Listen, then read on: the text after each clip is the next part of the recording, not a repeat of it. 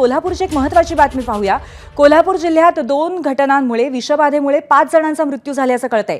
मुरगुडमध्ये 2 चिमुकल्यांना अन्नातून विषबाधा झाली असं कळतंय, तर करवीर तालुक्यामध्ये मांढरे गावामध्ये 2 सख्ख्या भावांचाही मृत्यू झालेला कळतोय। मांढरेतील 2 भावांच्या वडिलांचाही 15 दिवसांपूर्वी विषबाधेमुळे मृत्यू झाला होता।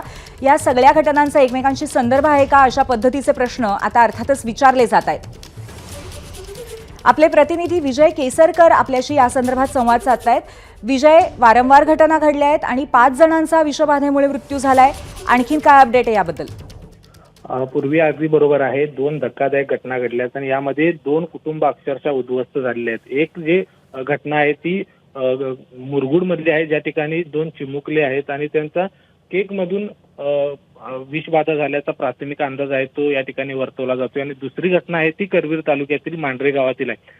त्या ठिकाणी देखील 15 दिवसांपूर्वी त्या पाटील घराण्यामधील पांडुरंग पाटील आहे त्यांचा मृत्यू झाला होता आणि 2 दिवसांपूर्वी त्याच घरातील 2 सख्ख्या भावांचा मृत्यू झालाय। अगदी तरुण होते आणि त्याच घरातील आणखी एक जो प्रदीप पाटील नावाचे तरुण आहे त्याची प्रकृती चिंताजनक आहे। म्हणजे अतिशय धक्कादायक दोन्ही घटना या कोल्हापूर जिल्ह्यातल्या म्हणाव्या लागतील। मात्र या दोन्ही घटनांचा परस्पर अजिबात संबंध नाही, कारण हे दोन्ही वेगवेगळ्या तालुक्यातील आहेत, 2 वेगवेगळ्या भागातील या घटना आहेत।